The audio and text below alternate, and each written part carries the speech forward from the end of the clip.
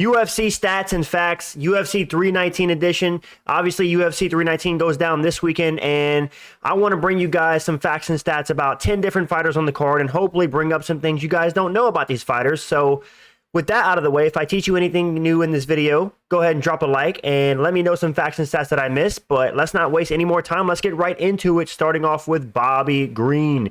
Now, legally, King Green. As of 2024, Bobby Green proved that CTE is real. He changed his name to King in 2024 as a 36-year-old man, 37-year-old man, actually. And yeah, his name is now legally King Green. And I don't know how I feel about that. But yeah, that actually happened.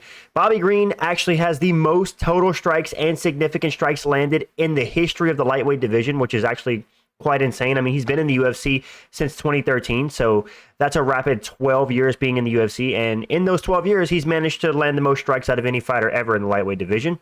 He's been brutally stopped in his last 5 losses, and he probably has the worst chin on the entire UFC roster right now. Now, I'm not trying to be a hater, but I think we all can agree that Bobby Green needs to retire. He was brutally finished by Mauricio Rufy recently. He got choked out, put to sleep, and his arm dislocated by, who was it? Paddy Pimblett. He got KO'd by Drew Dober. He got KO'd by Jalen Turner brutally. He got KO'd by Dustin Poirier back in the day. Bobby Green is losing brain cells every time he steps into the octagon. So win or lose, I hope we see him retire this weekend. Let's get on to maybe one of the craziest statistical WMMA fighters in history. The only one in this video, Jessica Andrade, is the only fighter in UFC history to have 5 or more fights in 3 different weight classes. That's right. She has 5 or more fights in strawweight, flyweight, and bantamweight. All 3 of the women's divisions that exist, she has 5+ fights in all 3. That is actually insane. She's willing to lose to anybody on any given day. She also happens to have the most wins in WMMA history at 17 wins,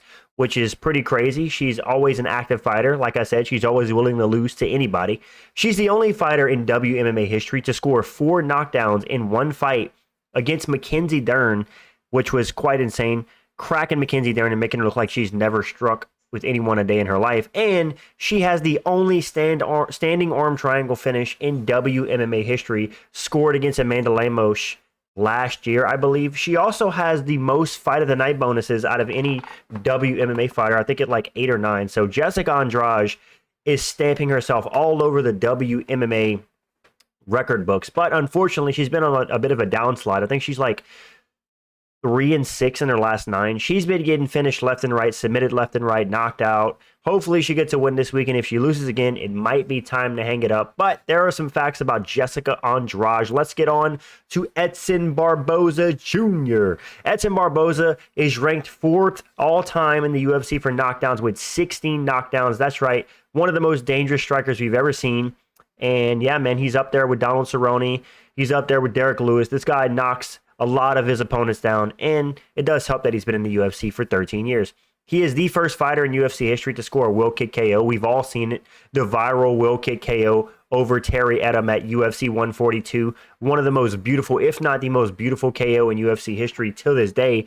It was a 6 KO, and it will live forever on in the highlight reels of Edson Barboza. He's the only fighter in UFC history to have a knockout stemming by head kick, body punch, body kick, leg kicks, and flying knee. This guy's versatility when it comes to knockouts are absolutely insane. The fact that he has a knockout by that many methods in the UFC, I forgot who he has a head kick against, but I think he has a body punch knockout against Dan Hooker or a body kick knockout against Dan Hooker. He has leg kicks knockouts against, I forget who. I know he flying knee Edson Barboza. Benil Dariush back in the day. I am casual maxing right now. I apologize, but last but not least, Edson Barboza became a U.S. citizen in 2022. Also, can we talk about his physique? He might be the most jacked 39-year-old in UFC history, maybe outside of Yoel Romero. But yeah, those are some facts and some stats about Edson Barboza Jr., who is now a U.S. citizen. Shout out to my boy Edson, who's been living in the U.S., I think, since 2009. Let's get on to Bryan Battle, which this is hilarious. His nickname was originally Pooh Bear and was later changed to The Butcher in 2024.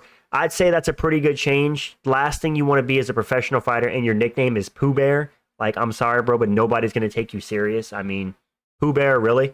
He began MMA training in 2016 when he was over 300 pounds. That's right. Bryan Battle, who now fights in the welterweight division, came all the way down from heavyweight down to welterweight, weighing over 300 pounds, came back, got in shape, trained his ass off, and respectfully now fights in the welterweight division. And he's a pretty good damn fighter, I'd say, especially when you consider what he's been through. And he's only been training MMA for what, 9 years? And you consider his skill set, that's actually very impressive. He has the 23rd fastest finish in UFC history at 14 seconds whenever he KO'd Gabe Green in 14 seconds. That is the 23rd fastest finish. There are a few fighters with 14-second KOs, but Brian Pooh Bear, or the Butcher, has the 23rd fastest. And last but not least, did y'all really think the Butcher was going to lose to a French dude in a fist fight? I don't think so. But yeah, Bryan Battle was never going to lose to a French dude in a fist fight. Let's be real. That are some fun facts about Bryan Battle, who will throw down this weekend. Let's get on to Gerald Mir, who actually has some pretty insane stats and might have the meanest mustache in the entire UFC. But he's actually tied third all-time for UFC submission wins with 11. And that's also the most in middleweight history. He has 11 UFC submissions, tied third all-time with Damian Maia. I think only Jim Miller and Charles Oliveira are ahead of him. So yeah, he's tied third all-time. If he gets a submission this weekend, that will put him in ahead of Damian Maia in the official third, and he won't be tied anymore. He has the most finishes in UFC middleweight history with 12 finishes. That's right, 11 of those finishes coming by submission and 1 by KO. I think it was a body kick. 19, here's an insane stat. I actually wrote this wrong. I'm going to correct it right now in the video. It's actually 29. 29 of Gerald Meerschaert's 37 wins come by submission, accounting for 78% of his wins. That is actually an insane stat. This guy will submit you 78% of the time if he wins the fight. That is actually nuts. I mean, that is a crazy stat. Who has more submissions in the UFC on their record than Gerald Meerschaert? Maybe Charles Oliveira? I don't even know if that is a thing. Let me know in the comments.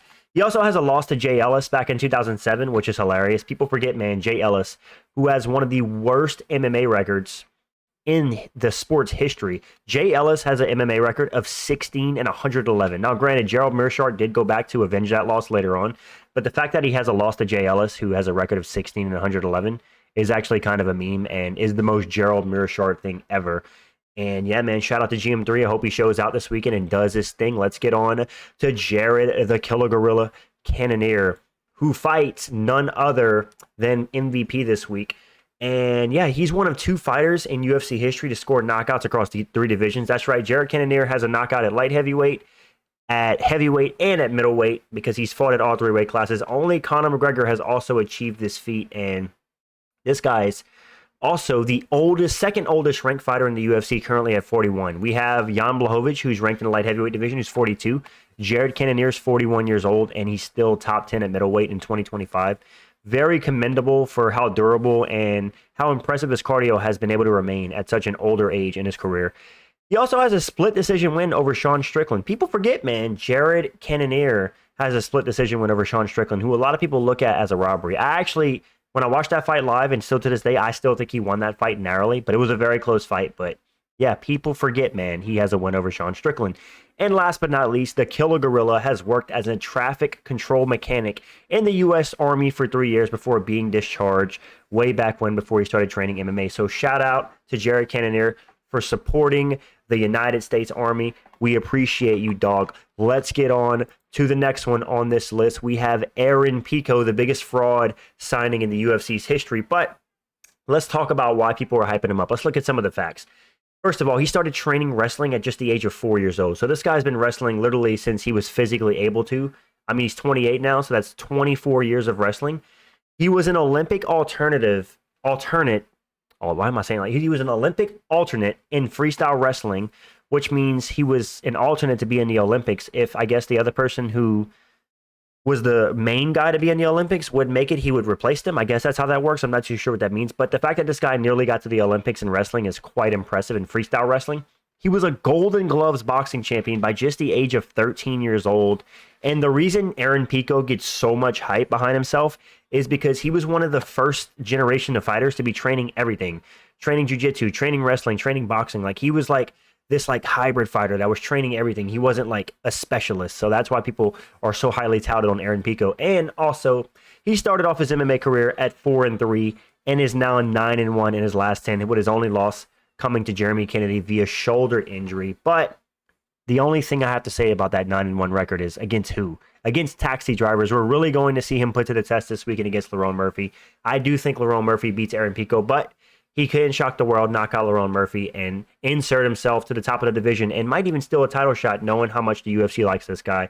But those are some fun facts about Aaron Pico, and if you don't know why he has so much hype, maybe this will give you a window into why. Let's get on to Carlos Prates, the Nightmare. This guy's known for smoking 8 to 10 cigarettes per day, including on fight day.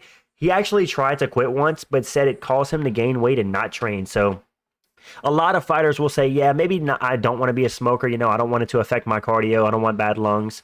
I'm going to be gassing out like a Michelle Pereira. And they're not Carlos Prates. It's the exact opposite. This guy chain smokes and KOs your favorite fighter's favorite fighter. So yeah, Carlos Prates living his life completely backwards, but it works for him, so I have to admire that.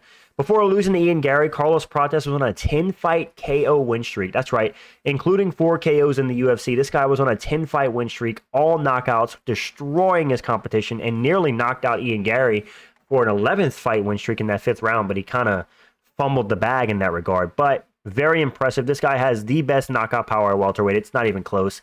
If he touches you in the right spot on your temple, you're going to sleep, and that's just what it is. He is the only fighter to KO Li Jingliang, the Leech, who's notoriously had an amazing chin throughout his entire UFC career. Very durable, very hard to finish. Carlos Prates folded him like a lawn chair, the only guy to do so.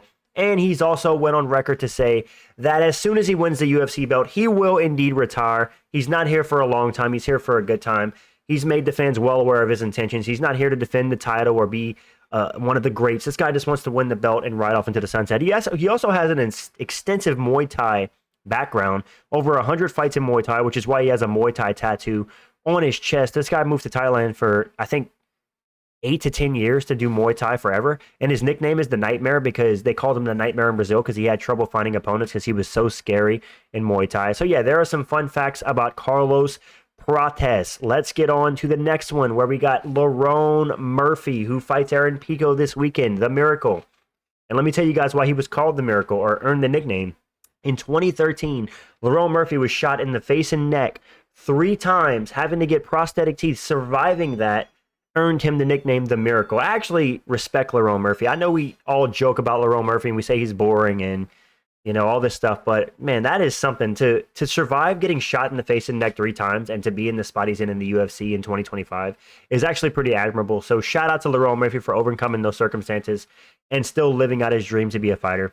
But with that being said, he is the oldest ranked undefeated fighter at 34. People forget, man, Lerone Murphy is a 34-year-old prospect in the UFC, undefeated in the featherweight division, ranked number 6.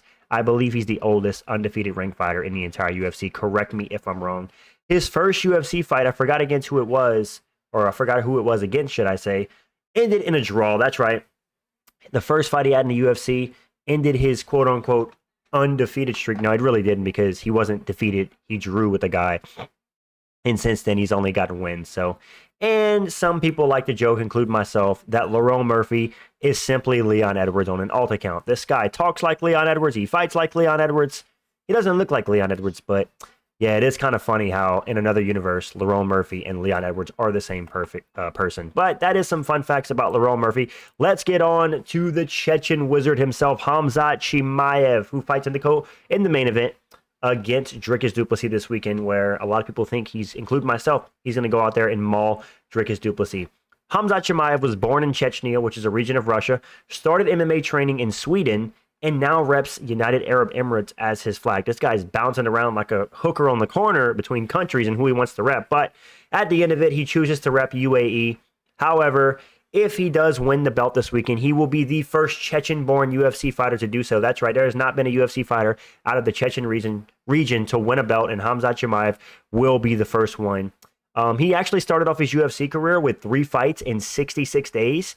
And in the next 4 years, he would only have 5 fights. So he went from having 3 fights in 66 days to having 5 fights in 4 years. And that's why a lot of people critique Khamzat on how inactive he's been, because this guy was one of the most active fighters on the entire UFC roster, only to turn it around and be one of the most inactive fighters in the entire middleweight division. And yeah, that's why a lot of people don't want him to become champion, because he has been extremely inactive in recent times.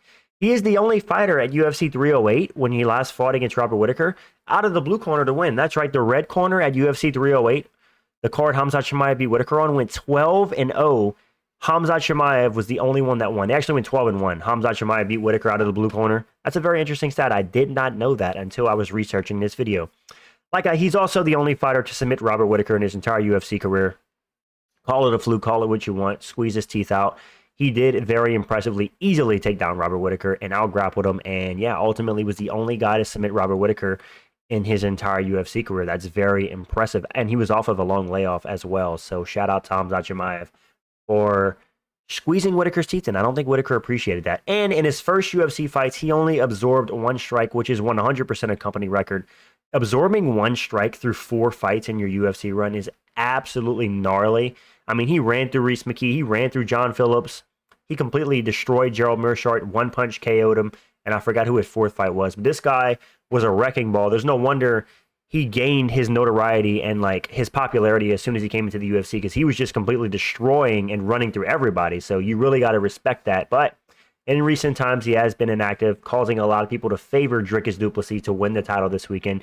And last but not least, speaking of the man, we got Dricus Du Plessis, who is the champion, the man of the hour. And let's talk about some facts about him. He's the only fighter to submit Israel Adesanya and beat Sean Strickland via 50-45. That's right, he beat Sean Strickland, the decision merchant, the biggest jab and teeper in the history of the sport, by 50-45 when no one else could do so. He also submitted Israel Adesanya when no one else could do so. So he's the only fighter to do that to both those fighters. He's finished every opponent he's ever faced except Sean Strickland and Brad Tavares. So Dricus Du Plessis is a finisher through and through. This guy has 20 finishes across 23 MMA wins, which is very impressive. He's not looking for the scorecards. He's always looking for the finish, despite his last 2 fights against Strickland going to decision. It's very clear that Dricus is out there for blood. He is the first African-born champion to win the belt that actually lives and trains out of Africa. A lot of people didn't like when he said this, calling himself the real African champion. But listen, man, he's kind of right. I mean, he lives in Africa. He trains in Africa. He was born in Africa. He breathes African air, and he won the belt there. Kamaru Usman can't say that. I mean, Francis Ngannou can't say that. Israel Adesanya can't say that. Now, does that mean that those 3 guys are not of African heritage? Absolutely not. But he is trained. He is the real African champion, if you know what he's saying. So I got what he was saying when he said that. It shouldn't have been controversial to say. It's just the truth. It's just facts. His nickname, Still Knox, originates from a sleeping tablet known as Ambien in the U.S., so his brother gave him that name, calling him Still Knox, meaning he puts guys to sleep. So very crafty nickname by Dricus himself. He is the only champ in the UFC currently that does not have an A in his name. I actually put with an A in his name. Let me change that to without. He is the only champ in the UFC currently that does not have an A in his name. Now, that doesn't mean anything, but if Khamzat Chimaev beats him, every single champ in the UFC will officially have an A in their name. But if Dricus wins, he will keep that interesting stat going. And last but not least, something people heavily criticize Dricus of, he kisses his coach on the mouth after each win as a way to celebrate, a thing within the Afrikaans culture, as a way to respect his coach. And a lot of people think that he's homosexual or he's gay. It does look a bit suspect after, you're just this big brute guy. You're going in there, you're beating guys' ass, and all of a sudden you're kissing another grown-ass man on the mouth. It rubs people the wrong way. But at the end of the day, I kind of respect it. It's a cultural thing. I'm not going to get into the weeds of it. I don't think he's a gay man, but Dricus could be a little zesty at times. I'll say that. Go watch some recent clips of him when he had the man bun back in the day. But ultimately, guys, those are my facts and stats for UFC 319 fighters. I'm very hyped for this card. If I taught you guys something new or got you more hyped about the fights, do me a favor and leave a like on this video. And yeah, I'm going to catch you guys this weekend. Peace.